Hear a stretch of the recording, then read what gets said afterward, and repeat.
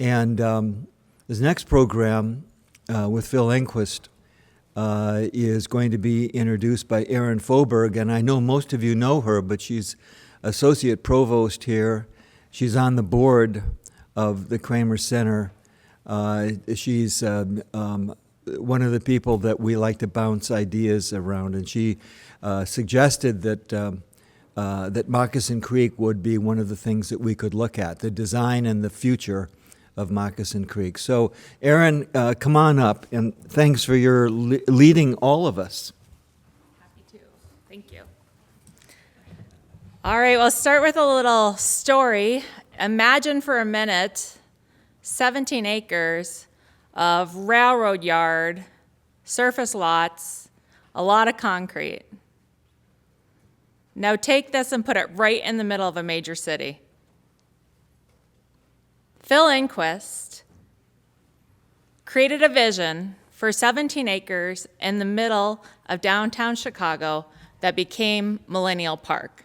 He was a visionary leader and planner for the Millennium Park Master Plan, where the local residents saw a gritty, blighted landscape.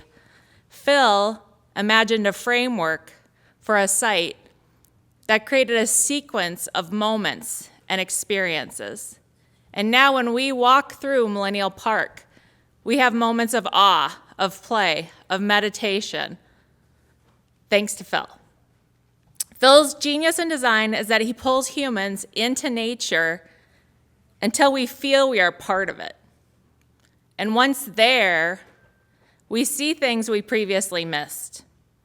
From his Millennium Park design to his design for the Chicago Riverwalk, Phil's work now shapes how we move through cities like Chicago and experience nature and that city's architecturally significant buildings. Phil is a fellow of the AIA, an honorary member of the American Society of Landscape Architects, and he was a partner at Skidmore, Owings, and Merrill for more than 30 years and led the company's global city, urban design and planning practice for more than 2 decades. Phillp Enquist is known for creating long-term visioning projects for cities around the world. Cities like Shanghai, Chicago, Detroit, London, and today, Aberdeen. Help me welcome Phillp Enquist.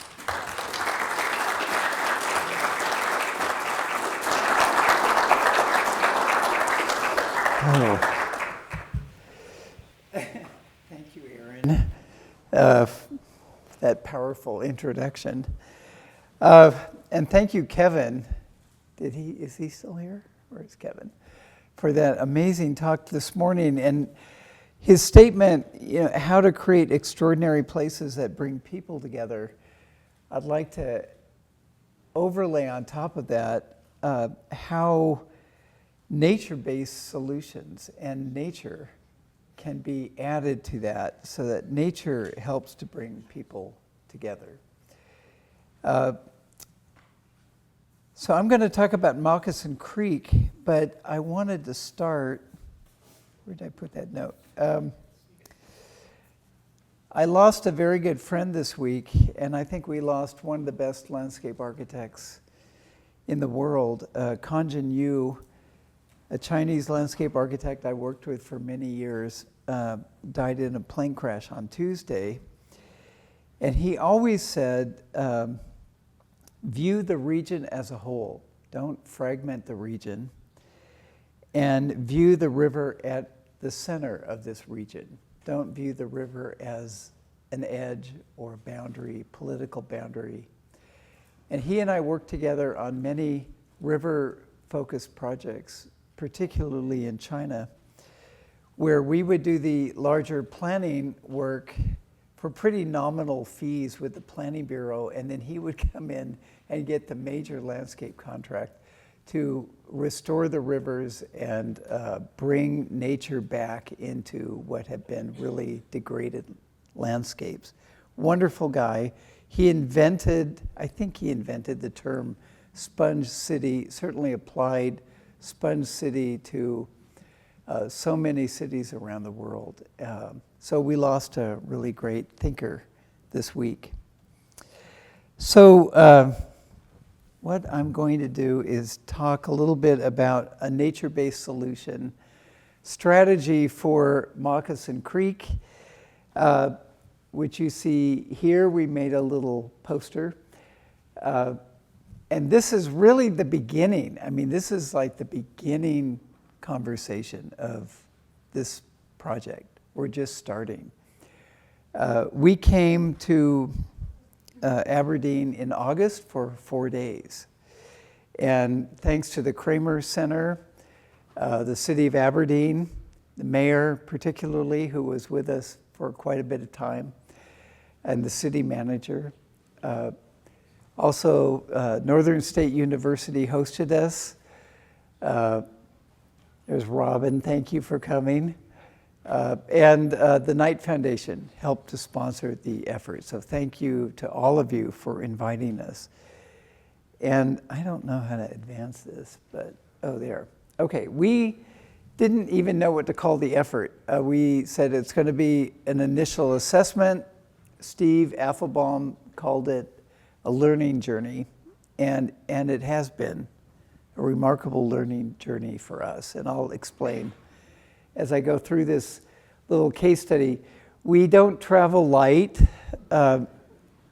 When Jim asked me to get involved with Moccasin Creek, I immediately called Steve Affelbaum, who's a leading ecologist in the United States. He lives in southern Wisconsin, and he's constantly restoring old farmland into native prairies or old bankrupt golf courses back into prairie landscapes, or restoring wetlands, or working with the farming community to get better quality wetlands. And I've had him come down to Chicago a number of times to look at parkland that is almost dead. The soil is dead, the trees are suffering, and he will take on urban landscapes as well. Let me get all this out of the way. To try to bring nature back. So he came and he brought Jason Carlson with him, and we had a faculty member from UIC working with us also, Shevin Yildiz. So his idea was really how to create a living network, how to see Moccasin Creek not as a drainage channel. It is a historic creek. It's based on the glacier landscapes that were left of these shallow wetlands, tall grasslands, and small creeks. Moccasin Creek is a remnant of that glacier landscape. And how do we see it not as a single purpose corridor like a drainage canal, but as a living network that is about higher water quality, stronger wildlife, and the Aberdeen community all engaging with it. So when we got here, I thought, wow, this is great already. It's pretty good compared to what I've been looking at in Chicago. There are no steel edges or concrete edges. It's soft-edged. Yes, it's been straightened a bit. It's been graded. It's been widened. And it is a drainage channel for pretty much all of Aberdeen. But it doesn't look that bad. Yeah, maybe there's too much cattail growth on it, but I thought you're starting at a pretty high bar. There are also continuous pathways. There's manicured landscapes. It looked pretty good to me. You see the landscape is a little monotonous. It's mowed lawn pretty much as far as you can get to the creek, and then there's a bit of an edge, and that edge is either cattail or some tall grasses. What does this say? Oh, this is a quote. This is a good quote from Ben Wilden, who wrote this book, Urban Jungle, that just came out not too long ago. And he just says, the cities badly need renaturalized rivers, restored wetlands, rehabilitated tidal marshes, and the shady canopies of urban forests. what benefits the bee, the butterfly, the falcon, and the fox makes us healthier and happier too. And I think especially after COVID, the whole idea of having better access to nature is really important. So when we started, we were not only looking at the creek in 4 days in August, but we were being given background material. And Robert Russell gave us Moccasin and Phillp Creeks by Arthur Bunton, which is a really great book on the history of these creeks here. And from that book, he talked about the need to look at both Moccasin and Phillp Creek at the same time as possible trail networks. So we did this diagram from his book, which we hadn't really toured a lot of this. So this is really a summary. This talk is a summary of 4 days in Aberdeen. So how many people here in the audience are from Aberdeen? Like almost everybody. Okay, so my apologies if we get it wrong. But this was this idea of bracketing Aberdeen with Moccasin Creek on the east, which goes up to the Moccasin Creek Country Club, and could continue north and east to the James River and the Sand Lake National Wildlife Refuge. And on the west, you have Phillp Creek. They both join around the treatment plant. And you could have a trail system that follows the west side of Aberdeen all the way to maybe Richmond Lake. And that would give you, a 50-mile bike trail system. And then you have these interesting connections, like maybe a rail to trail connection around First Avenue that could connect one side to the other. Or at 24th Street or 24th Avenue, you had Storybook Park and Wiley Lake and some land owned by the city that could connect Moccasin Creek Trail and the Phillp Creek Trail. So you'd start to not only have these two creek trail systems, but different ways to connect together. So a long-range plan. That wasn't our focus, so we had to stay focused. But while we read about this, we did go up to Sand Lake.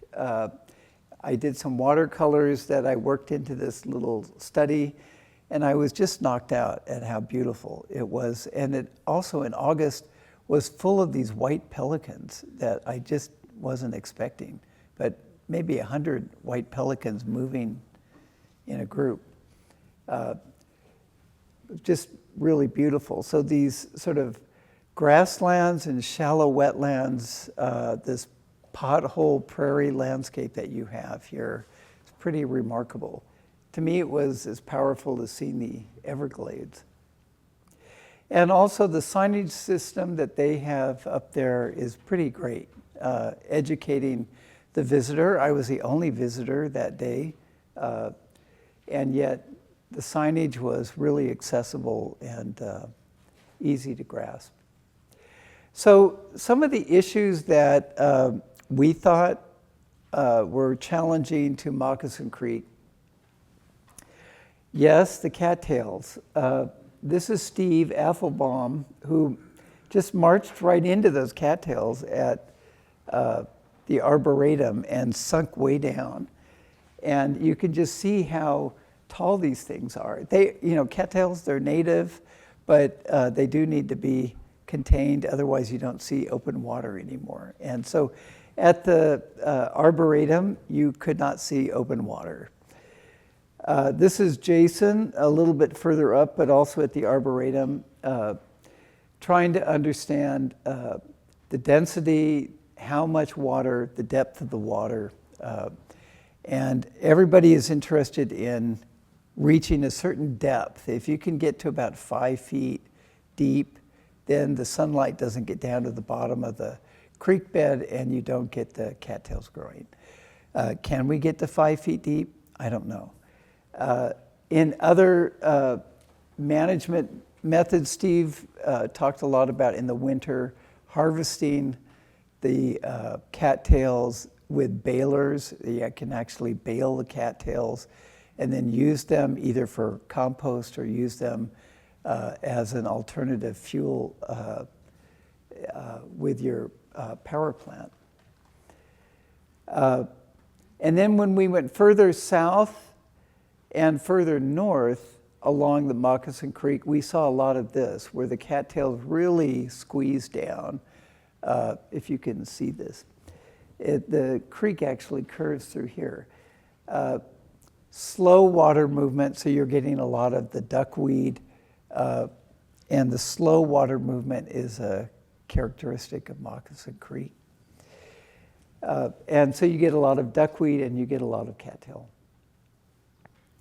The duckweed in the heart of the city didn't seem to be that bad to me, and it's native also. And on the Chicago River, we love to see duckweed because it actually helps to absorb toxins in the water. But here, maybe like the cattails, it needs to be contained or managed in certain ways so you see more open water. Other sort of human impacts to the creek. There are places where it gets pinched. This is behind some of the commercial operations on 6th Avenue. So there are some places, not many, but some where the pathway goes behind a building. So you don't feel like you're on something significant, you're behind everything. Ideas of how to get the building to put a front to it that side or add more windows or entrances. You can adjust the way some of the buildings face the creek. There are famous cities for this. San Antonio and its Riverwalk, for example. The Riverwalk had buildings, the backs of buildings and trash collection all along that. And in the 70s, they transitioned all that to the front. They made the creek or the Riverwalk feel like the front. And now it's the sort of identity of the city. There are other areas which aren't bad, but they could be a lot better. This is at the Bethlehem Lutheran Church. And, it's that same lawn and then a little bit of tall grass at the edge. It could be more interesting. It could be more natural. It could be a more diverse collection of native plantings. And then where the major avenues cross the creek, this is at Melgard. You have other sort of constraints or obstacles. This is at 3rd Avenue, where the pathway, you have to crisscross from one side to the other side of the creek. And the pathway on the bridge is pretty narrow. So if it was a bike, if you were on a bike and there were pedestrians, it would be tight. One of the biggest challenges, I think, is at 6th Avenue at Anderson Park, where also the path changes from the east side to the west side. So you're not only crossing a busy street, you're jogging.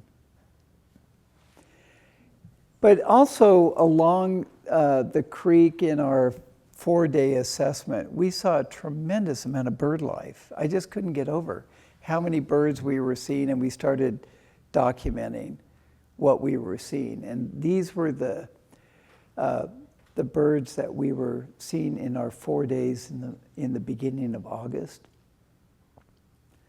which may not seem like a lot to you. Maybe you're used to it, but to me, it was like pretty spectacular. We also, as I mentioned, had great tours with Robin and Travis, and heard about their rejuvenation efforts already. They were removing large areas of cattails, exposing open water. We were able to see that, see obvious visual improvements to Moccasin Creek. And so we had a great introduction to not only the creek, but also the challenges Aberdeen was facing. So we were continuing to ask this question of how do we build in increments a green and blue corridor that is serving two purposes, an ecological purpose, but also recreational purpose for the community. And could we start to see Moccasin Creek as a great new park for Aberdeen? Or it's already passing by a number of parks, but is it a park itself? We're not actually quite sure what it is. Is it a drainage channel with a pathway along it, or is it a park system? I think we can continue to discuss how we identify it, or if Kevin was here, how we brand it. We were doing a lot of other little watercolors that were like not meant to be realistic at all, but sort of celebrating native landscape gardens, embracing pathways, and this slow-moving, I was really struck by this slow-moving creek with a dark bottom became this mirror to the sky. So we were there with all these beautiful cloud formations, and they were perfectly mirrored in this slow-moving creek. I thought it was wonderful. So we did this little plan sketch of starting at the Cunard Arboretum south of Melgard, going all the way up to First Avenue in Milwaukee at the Bethlehem Lutheran Church. And this was the area we were really focusing on. And we had these principles that I'm not going to go into in much detail, but seeing the creek as a park system, focusing on a native living landscape, anchoring this part of Moccasin Creek in Aberdeen with a north and south gateway, and that would be the Arboretum to the south, and the Bethlehem Lutheran Church gardens to the north. It seemed like really great anchors. They also have a fair amount of parking, large community spaces, and so it just seemed logical that you have these gateways. Improve the pathway system. How can we expand it with soft surface trails? How can we make it safer for young kids on bikes? And make it more of a continuous experience. And then define a phasing strategy as we launch into this plan, yet to be really defined. Aaron asked us to look into a wayfinding graphics strategy, so I have a little bit on that. And then a centerpiece is Anderson Park, so we wanted to talk about how to strengthen that. And then a variety of maintenance strategies. So this is just a photograph of one of the native gardens in the Arboretum, where you see a lot of prairie coneflowers and tall grasses. And this kind of landscape, I think, is far more interesting than mowed lawn. So I asked Steve to give me a price comparison of maintaining mowed lawn versus native landscapes once they're established. So he gave me what he called Chicago to Milwaukee pricing. So $5,000 to $12,000 per acre per year to maintain lawns. And once you've got native landscape established, it's about $50 to $200 per acre per year in native landscapes. So once you commit to this, it's actually less expensive to maintain. Again, this idea of maybe lawn to the pathway and then native gardens to the waterway, so that you've got a much more focused pollinator garden, bird habitat along the waterway, and then recreational programming on the other side. So we went in, I'm not going to go through this in too much detail, but we went into preliminary recommendations by reach. And as I mentioned yesterday with Aaron, Steve sketched most of these with Jim and I, where's Jim? Watching in a room right over here. And North, it didn't bother Steve that North was never up. So I put little aerial photographs with north up so you could see where we were, but north should, this should be turned this way. But he began with the Arboretum, and this is such an important project. The Arboretum is really a great project. And yes, it's maybe, its emphasis right now is on formal landscape, but there's an overlay of native landscape that's integrated with it today. There are all sorts of sort of cultural destinations. There's an amphitheater. There are community gardens to the west, and we thought that the Arboretum could really expand to the western side of the creek, so the creek becomes the centerpiece. And that we talked yesterday with Aaron about the idea that this side is more rustic, native tall grass prairie. This side is more of the discrete gardens. And the two work like a yin and a yang, but explain sort of the man-made and nature-based landscapes. So an idea could be to expand to the west side, create some pedestrian bridges so you don't have to walk up to the roadways to get across, and a continuous trail system. And at the same time, continue to work on introducing, against the water edges, more native grasses. As we moved north, so we're still moving north. Don't look at this, look at this. Moving north, these are the soccer fields and then the ball fields. That we have this very narrow area for the creek. And I think one thing, if you think like a river, you want room to breathe. You want a little bit more room. And we're always very good at containing rivers to their minimum space so we can develop and do other things. Rivers need room to breathe, and the landscape needs room to breathe. So one of the ideas we had was that you don't need all of this, of the soccer area to be lawn all the way to the parking lots. There are areas that you don't play soccer on, that there could be trail systems that wrap the soccer fields. They could even be soft surface trails.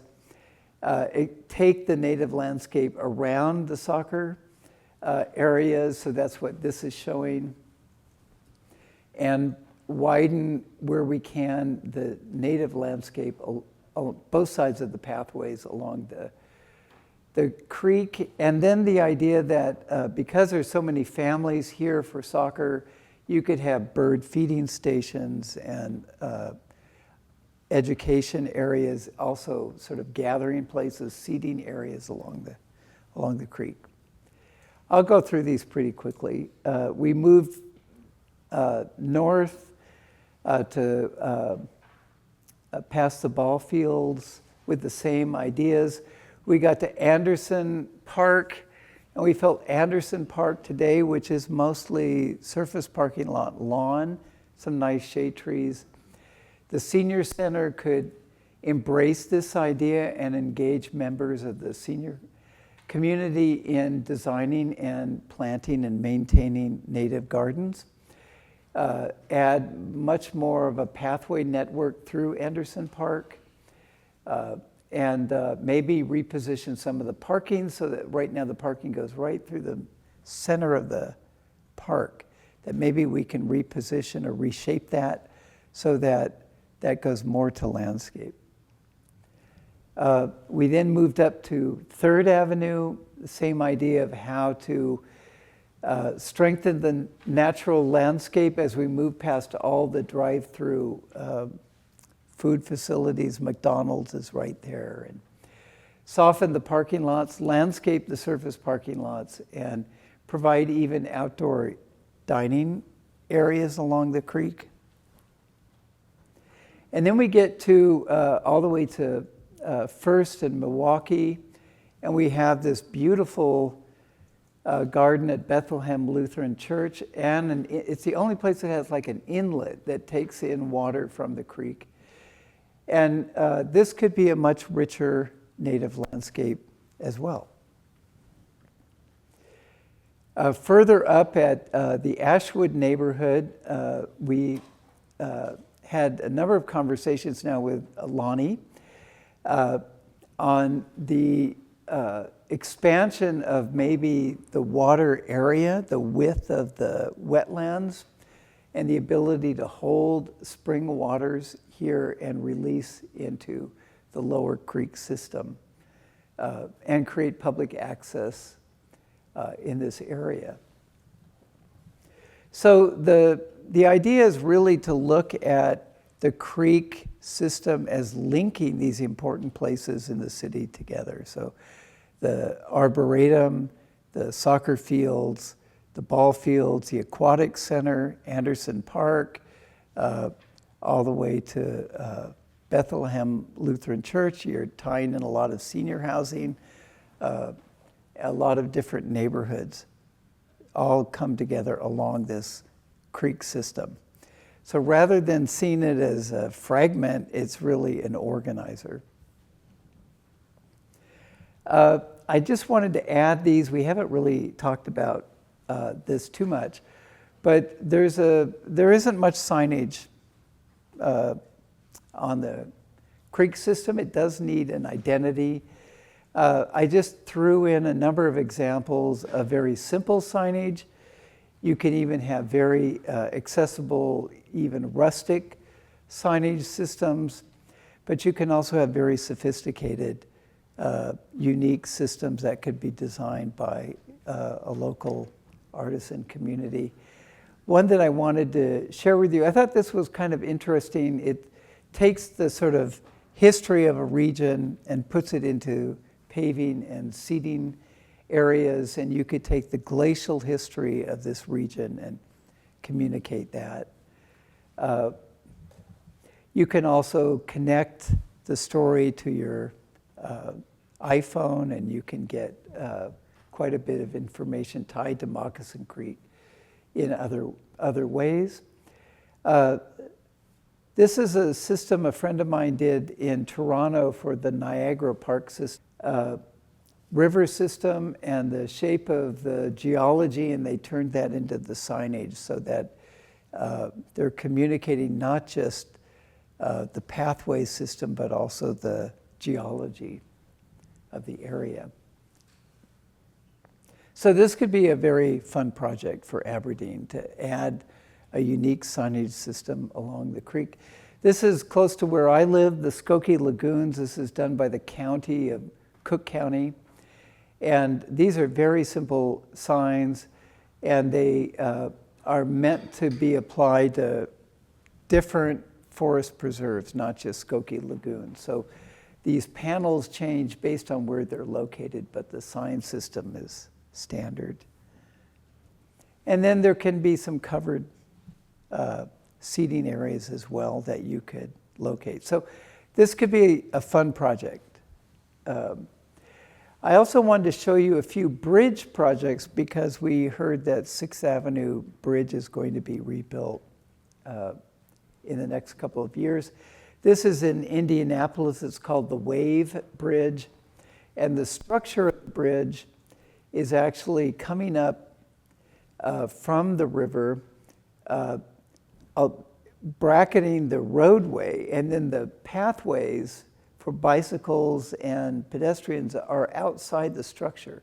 So you see a railing system that's low, people walking, and then the structure of the bridge, and then the roadways.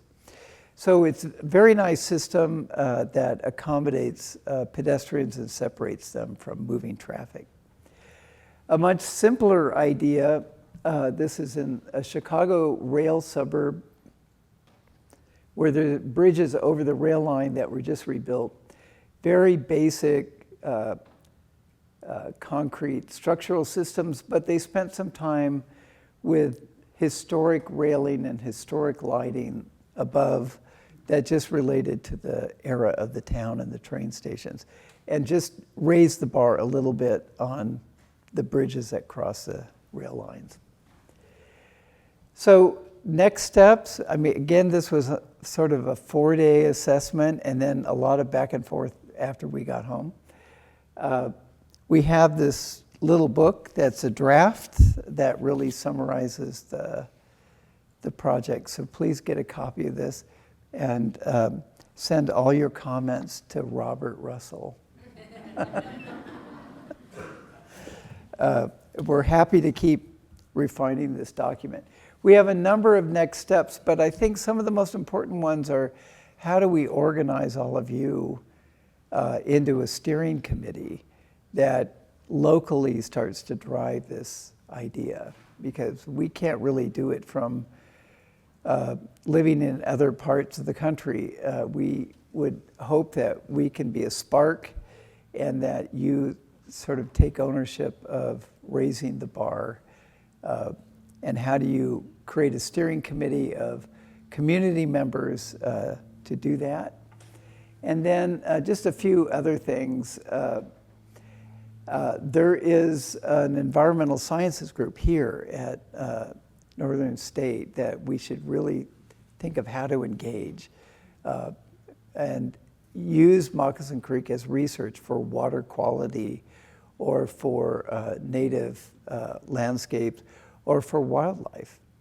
And I think that would be very meaningful as well. And then there are other things that can happen sort of independently. The graphics system, just to rebrand it, you could actually get started on that independently. Starting to do things with the Arboretum, or how can the Arboretum start to teach what it's learning with native landscape to Bethlehem Lutheran Church, for example, so that that knowledge is shared.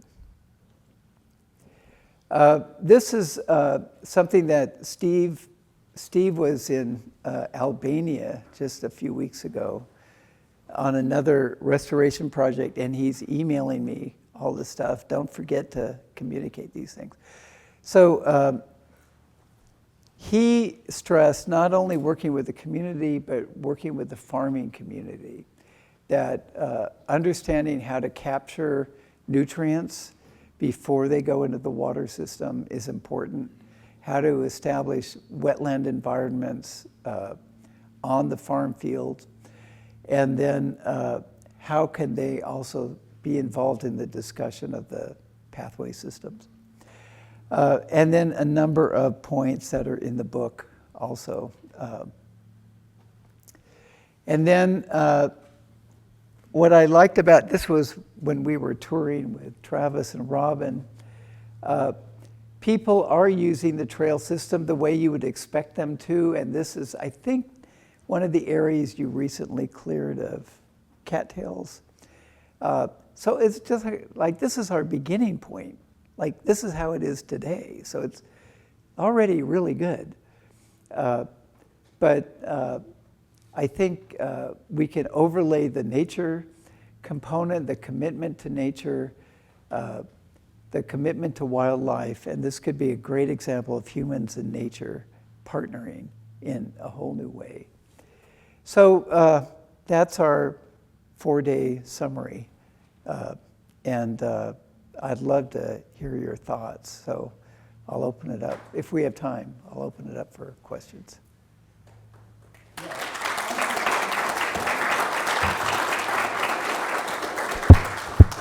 Yeah, Phil, I have a question. Thank you, wonderful presentation. Yesterday I drove along from the Arboretum all the way to Bethlehem Church and got as close to the creek as I could. And you're right, it's good. It's not bad. And Yeah. it needs to be tied together, and there needs to be some connection. But my question is more to the community of Aberdeen, maybe the mayor. But is there a leader? Is there like a tip of the spear here in Aberdeen that would take this on? Is there an entity that can own it? I don't know the politics there, so I don't know what kind of organizations you have that might be able to keep the momentum that, like you said, this is the spark. What do we do from here? Well, I've been looked at here, and it has been a really big passion of mine since day one in this position. And Appreciate it. And I apologize for being in your shot. I misunderstood your the back of my head, so hopefully that turns out great on video. But so last year, beginning in the wintertime, the city did an excavation effort to dredge out the street runoff that had built up a lot of silt on aspects of the creek, and I'm sure that most of you guys noticed that. The intent and plan is to continue that, and I was so excited when these guys came to town because you know, sometimes you just do what seems most practical, and sometimes the next step requires somebody with some good insight and guidance and who's done it a million times. And that's what these guys brought to the table. So a lot of great recommendations here, and I think there's a lot of good practical stuff that we could begin to implement. And I think that the city government in itself, being the people that are essentially responsible for the parks that surround this, the trail system that abuts it, and also the creek itself, the natural people to kind of carry this thing forward. So I'm excited to help implement a lot of these suggestions, and we don't know much about native prairie grasses around here, I guess, from our city perspective, but they're getting implemented here and there, so that's something to definitely take a look at. But in terms of signage and a lot of these other recommendations, I think it'll tie in nicely with the momentum that we've got in the work that we're doing.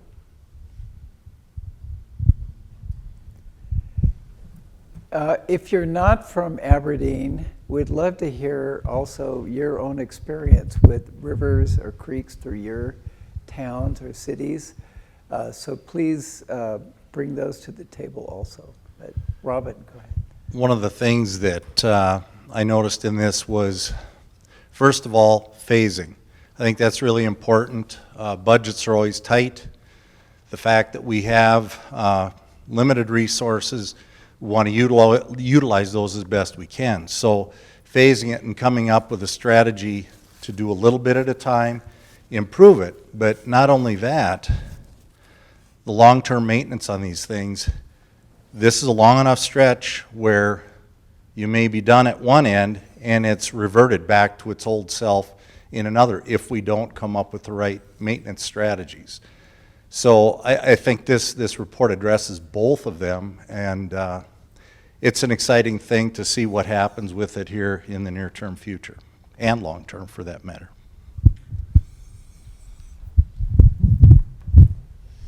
Thank you. Appreciate it. I live in Sioux Falls, and you know, the same challenges have been happening along the Big Sioux. There, a lot of the same idea, you know, strategies and efforts. But one thing that I'm wondering, to help Robin, to help the mayor, to help the council, do you have experiences of how to measure the success, perhaps from an economic standpoint, so that they have the ability to say, hey, if we invest in this, we expect to see some sort of measurable outputs for our community that helps them budget money for this? Any examples of that or ideas? Well, yeah, there are a number of different examples. I think the city could certainly start to see how people are using the creek, how many people, they could actually do pedestrian counts on the creek, pedestrian counts to visit the Arboretum. Is the Arboretum shifting the number of attendees or tourists that are coming? Last night we were at Bethlehem Lutheran Church, Aaron and I, and there was that's a dinner night, Wednesday night dinner. There were easily 200 people there. And I just wondered, you know, is there any sort of synergy between those gardens and that creek pathway and all those people coming for dinner? It was quite an impressive event. We've also seen, in Chicago, we've seen not-for-profits, and examples of Urban Rivers that's been working on the Chicago River. It's very parallel to some of the stories Kevin was saying, where the city didn't support this group, and yet they kept adding wetlands and wetlands and wetlands. And they started getting tremendous grants. And in the end, the city actually gave them a $2 million grant to complete the next phase. And now they're, the Shed Aquarium the British School Field Museum are all lending their scientists to this wetland effort. So it's hard to put a sort of economic, quantify this sort of economic benefit, but you're seeing the community that's normally fragmented starting to work together around this sort of nature-based solution and investing in this collectively. Yeah. I've been involved in smaller things in Atlanta. So I'm from Atlanta. I live in the city, and in Atlanta, we have a lot of huge trees. Growth is abundant. It's a different climate.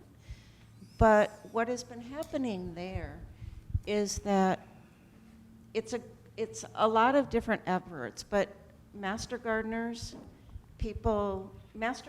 combined with city officials, combined with businesses, combined with neighborhoods. And so with all of these combinations, the people in the city are really making an effort. So for instance, there will be a neighborhood park, and neighbors will get together and do some of the clearing, and then they will bring in native plants and do a native planting, and they take complete ownership of it. And then a half a mile away, there will be another park, and another group of people, along with Boy Scouts, Girl Scouts, kids groups, will all get together and kind of take ownership of individual areas. So I think it's a great community building activity. If it's, the city may be the ones who are overseeing the whole thing, but absolutely when you get church groups, Boy Scout groups, Girl Scouts, Master Gardeners, neighborhoods involved, you can get so much work done, and also the maintenance. When it comes to the plants themselves, a lot of that really is seeds. So you've got preparation work to do first, but then it's a matter of seeding. And I think you know better than I do, that is not expensive. And then the maintenance beyond that, as you showed in your slide, is really less expensive than what you have now.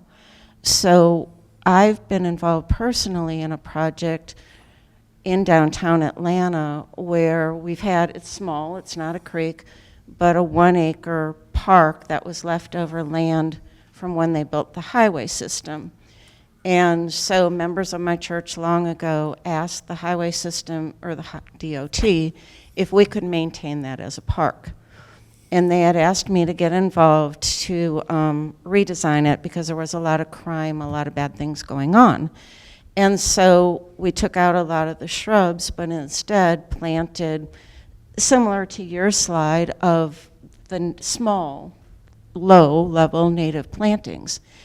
And so now in downtown Atlanta, a lot of birds are coming, a lot of butterflies, which brings children, families. People are drawn to it because nature is there. They have an opportunity to see this and an opportunity to learn from this. So we've made a really, organized effort to bring that into the school system and try to tie all of this together. And so now the Mercedes-Benz Stadium, Georgia State University, and other businesses downtown have seen the efforts that we've been making on this small 1-acre piece of land, and now they're all getting together and saying, let's plant all of our vacant areas with native plants because it's much better for the city and bringing birds in and that kind of thing.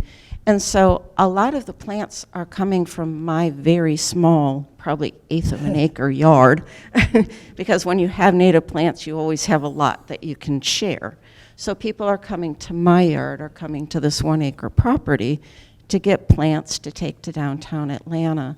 And so it's been something, this has happened in a 5-year period where it wasn't necessarily intentional, but it's just taken on a life of its own. And I can certainly see in the days I've been in Aberdeen and the strong sense of community you have here that people could take pride in this and want to be a part of it, which would just make it all easier. It's not that the city would have to do it all, but find ways that the community can be involved. Oh, yeah, go.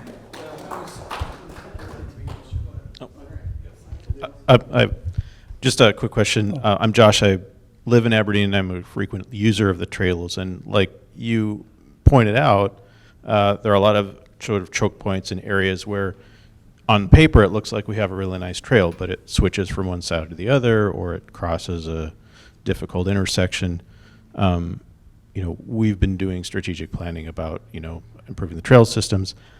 Do you have recommendations for how to fix some of those areas, maybe even before we get to the rest of the river?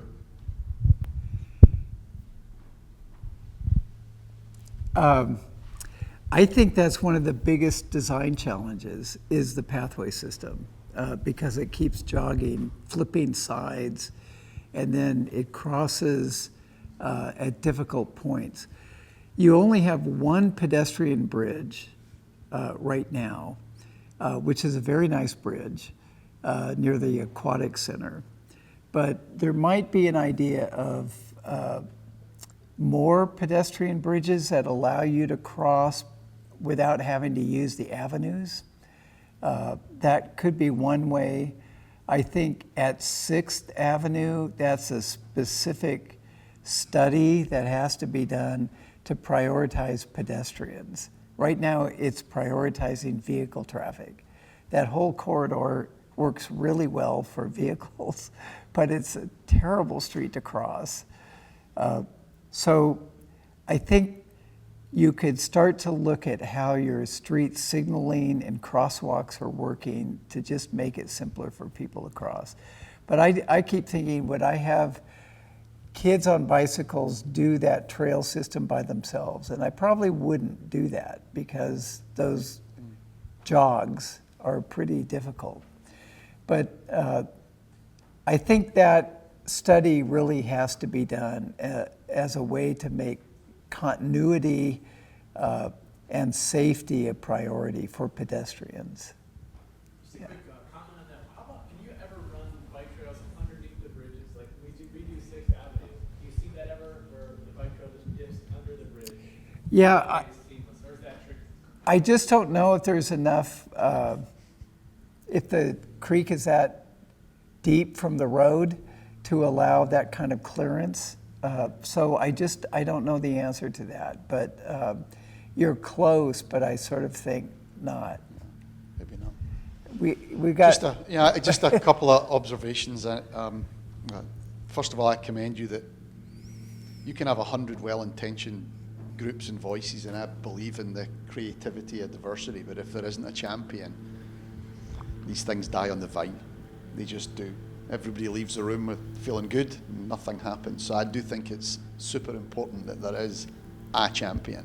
And so I appreciate that you've looked at that. Maybe a couple of examples you asked other places. I live in a city, I live in Seattle, in Washington. We have a waterfront. You'll know this, Phil. We have a waterfront that had an elevated 2-story highway that ran in front of it for decades. It was still a vibrant waterfront, but it was a vibrant waterfront because it was a tourist destination at the end of a cruise ship terminal, anchored by the famous market in one end and the historic part of the city in the other. And the mistake that was made when they spent hundreds of millions of dollars, and it's not that the landscaping is not beautiful, it's not that the road got demolished and that we've reduced traffic, but it was exactly the problem you illustrated, Phil, and that was the entire length of the city.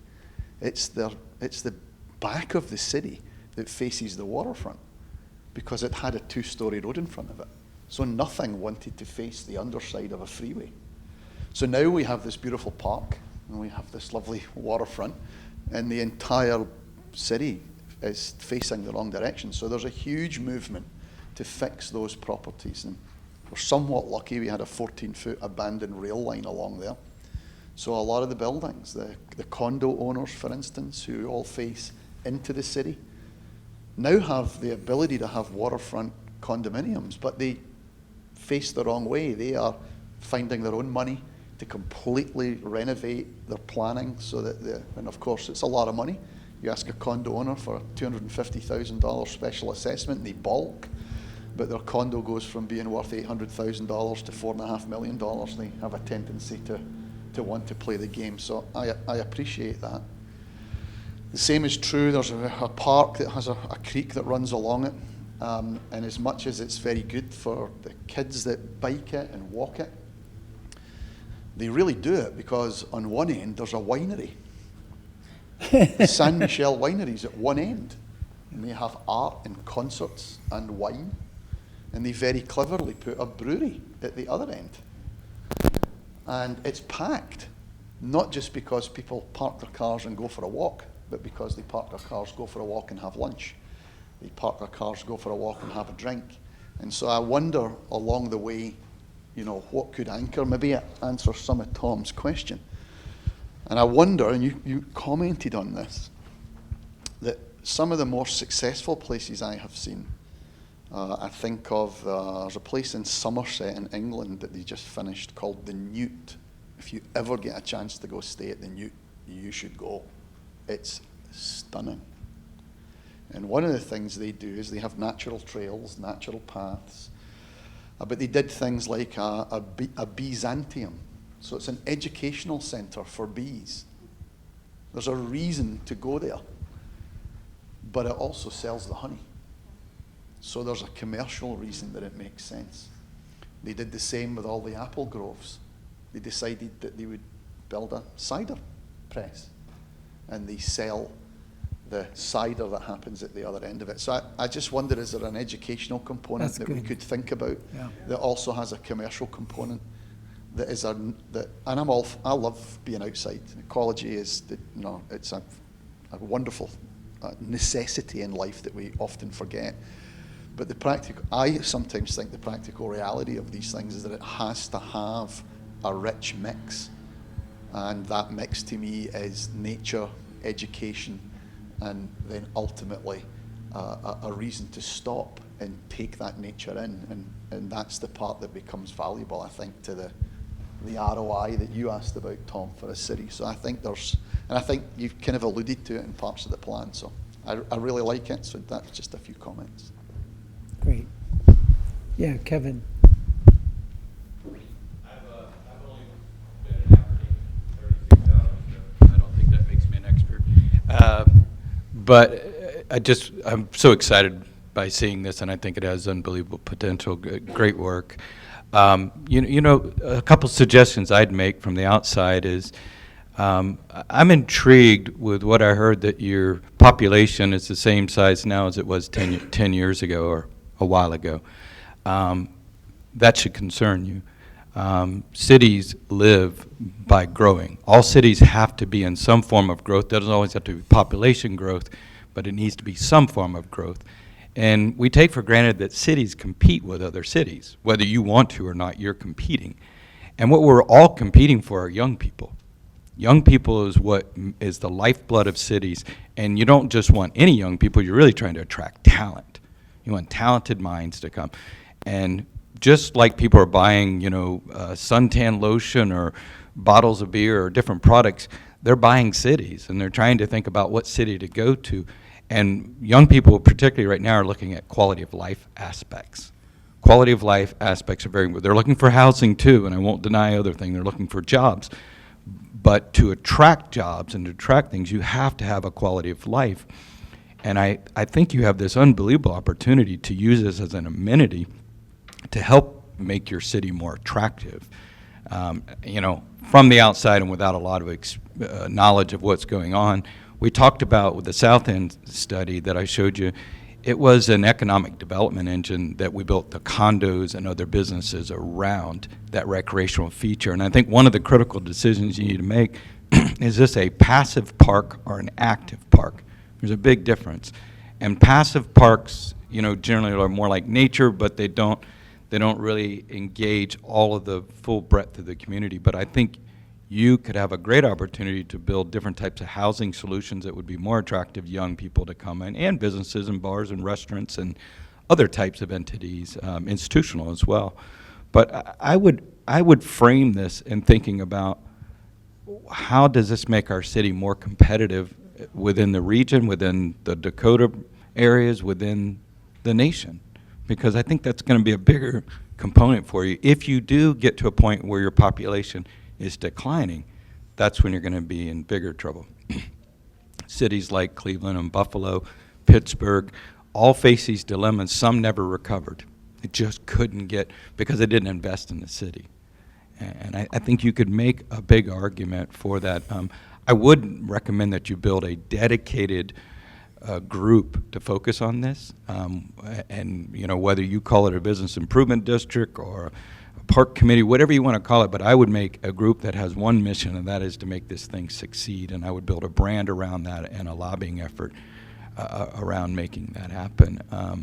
I love it, and I think it would give your city that special sauce. I think it'd give you that datum line that you need. I mean, just think, what would New York be without Central Park, right? I mean, it just wouldn't be the same city. So all the cities in the world stage right now are trying to figure out this nature element, because it's becoming a bigger part of our world issues right now, and quality of life factors. Thank you. Yeah, can we hear from you? Yeah, thank you. Sorry, I'm kind of back here. Can you hear me?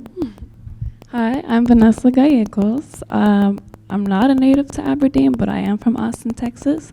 So a lot of our people from Texas have been migrating their way up here, I've noticed.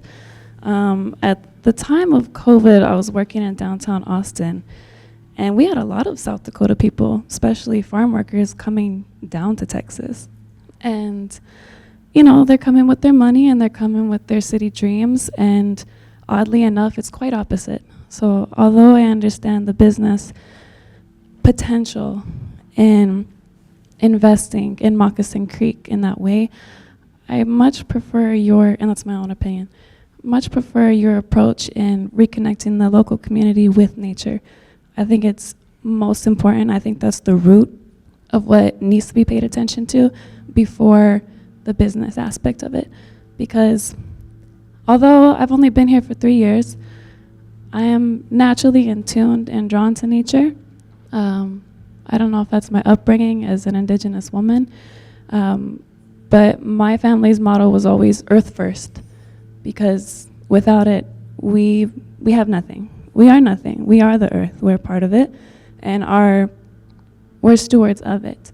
So I'm so grateful for you to have said that aloud, that we need to reconnect with it as a community, because, you know, with people with business mentalities, they say it's an asset. Well, yeah, naturally, because that's what we are. That's how it started, and that's what people gravitate to. There's not enough of it. So I see the life. I see the nature life. I see the potential to grow, you know, natural grasses and plants surrounding it, because it'll naturally filtrate itself, right? It'll naturally cleanse itself. It attracts the nature, and they can do that part, you know. So yeah, I've thought of methods myself. For the longest time, I told my partner, who works for the Indian Education Program at Central High School, I was like, we need to get a community of people together, like a bunch of kayaks, and just go clean Moccasin Creek, because there's so much potential here, and I don't know if anybody else sees that. That was just me.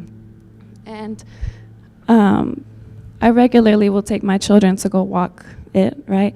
There's food growing, there's berries, there's apples, there's all this animal life, and I see in that, and I would go harvest, and I'm like, this is so beautiful. And everyone's just passing it by, and I'm like, we need to do something here. We need to do something. So my initial thought was, get a bunch of kayaks together, let's get in the water and let's start cleaning it up, you know? Boots on the ground, let's get people together, let's do a volunteer group, you know, so yeah. Thank you. I have plenty of suggestions. Thank you very much. Great comments. Thank you. I don't know who's next. Everybody is so happy and gung-ho about this. I talk loud. Am I supposed to talk? No. Everybody's so gung-ho about this, but I agree with Robin over here. We need to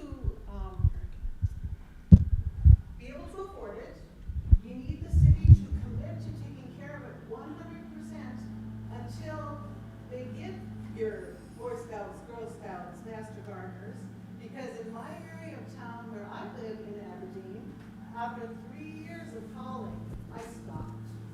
There's trees that were gonna fall over into my house on city property. There's lilacs that are scratching vehicles.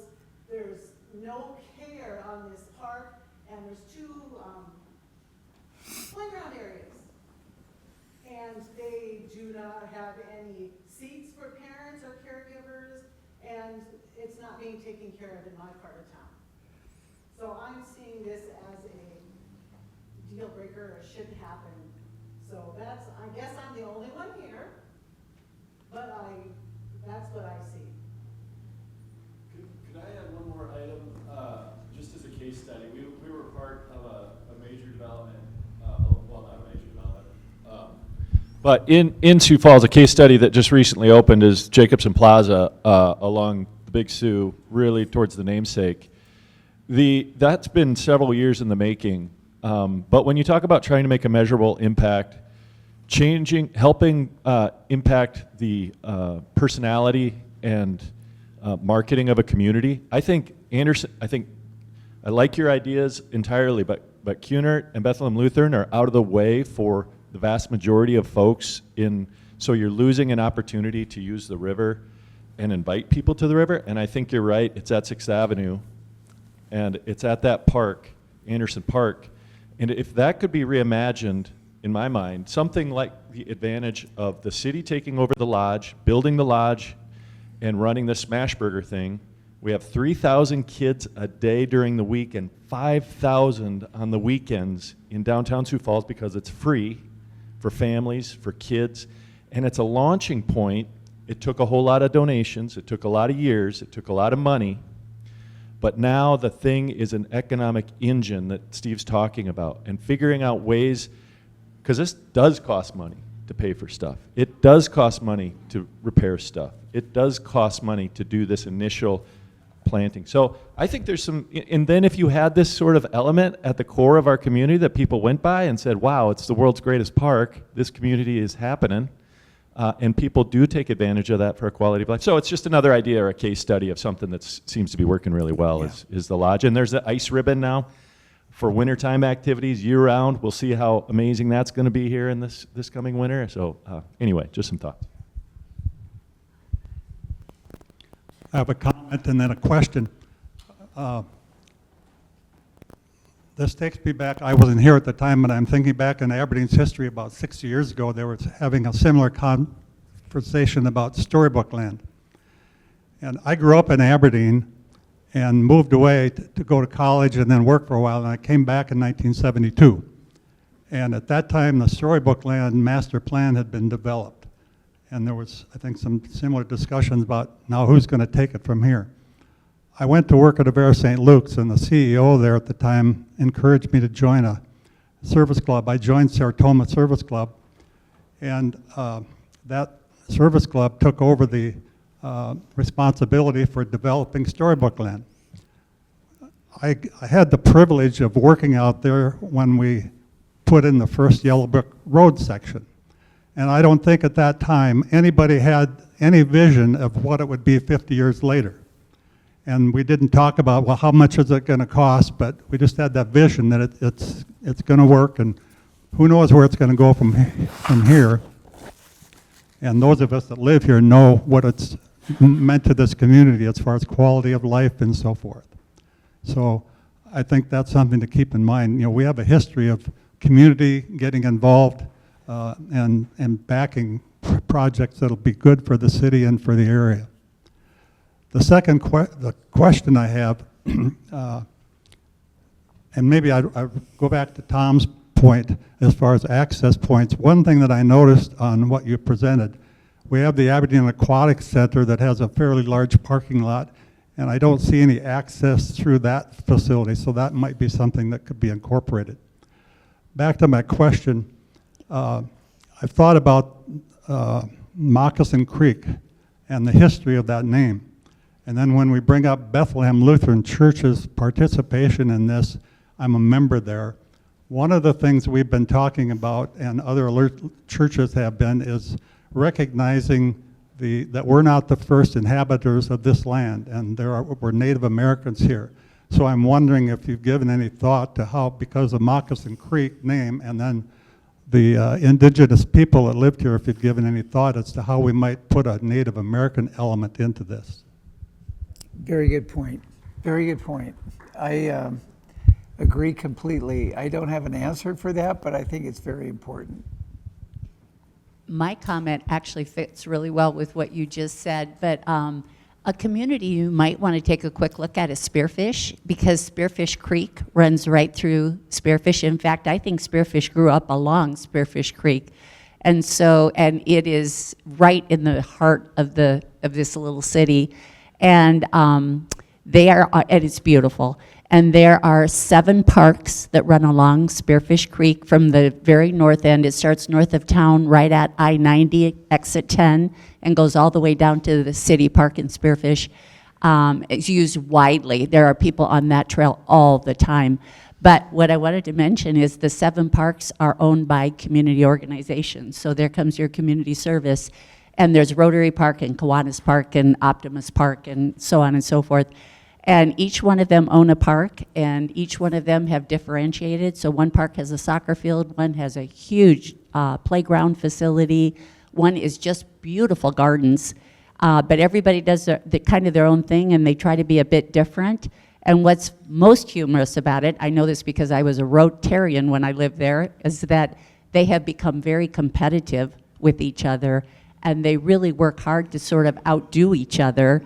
And the parks are beautiful and really well kept, and it's taken it off the city to have to try to maintain all of those parks and pay for them, which has been important in Spearfish because they could not have afforded to do it otherwise. They just don't have that kind of income.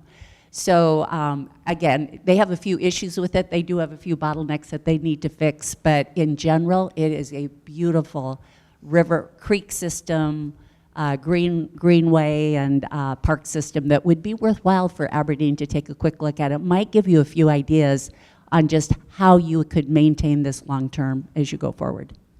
Great, thank you for that.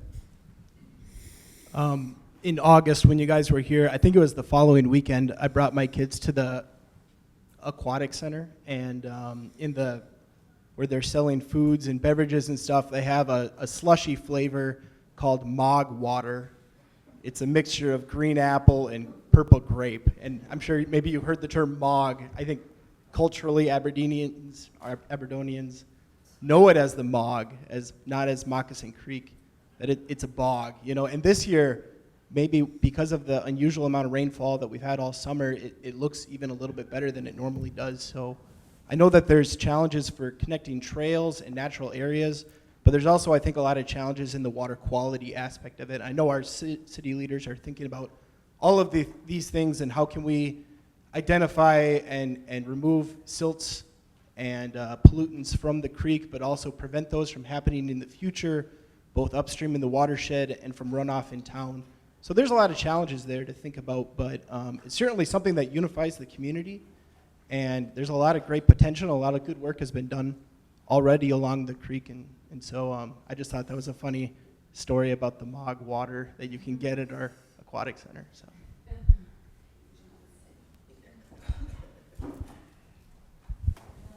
Yeah, there.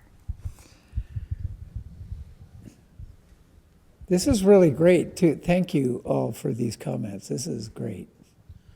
My name is Robert Fay, and I want to tell a joke. And it's the town joke in Frederick, from just north of here.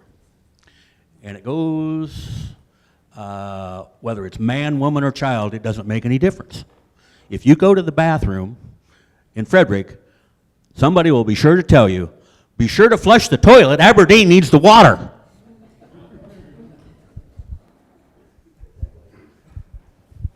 And the joke you were going to tell? I'll explain it to you later. Okay. I think St. Louis says the same thing about Chicago. Hello, Dan Justice, new to Aberdeen. Just want to share a quick story. My grandmother was a school teacher in Denver. She started an initiative, just gave her students the idea, what is a project that you are interested in the community? And they found Sanderson's Gulch. These kids lived in the community, the school is nearby. They decided to clean it up. This was a grassroots effort, and then later the city came in and adopted it as a park, started the maintenance. So once again, just trying to share another story about a community-led effort. It's now part of the Denver park systems. It's benefited all, and once again, with that community support, we can sustain things. Sometimes we are the initiators that then brings in these other grants and donations and support from bigger community, like the city, for example. So just another example.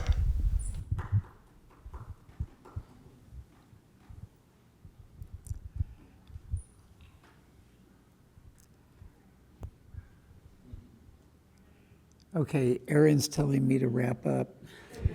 This is your last chance. Does anybody have any last words? One of the other observations we had visiting in those 4 days was how extraordinary the full park system is here. You mentioned Storybook Park, Melgard Park, the soccer fields, the ball fields, the aquatic center. For a community of 30,000 people, it's pretty exceptional. And we thought that Moccasin Creek fit right into this as sort of the next generation addition to this park system and starting to pull it all together, which might even open new programming ideas that you could have arts festivals, food festivals, sports festivals that use the creek as a way to connect different venues together so that they all start working together as opposed to isolated fragments. So I think the value of looking at raising the awareness of Moccasin Creek and then elevating it as a park system or part of a park system, the benefits are tremendous. So again, as I said at the beginning, this is really a learning journey. We're just starting this conversation with all of you. And I hope that it creates energy and excitement because I think it could be pretty spectacular. So thank you very much.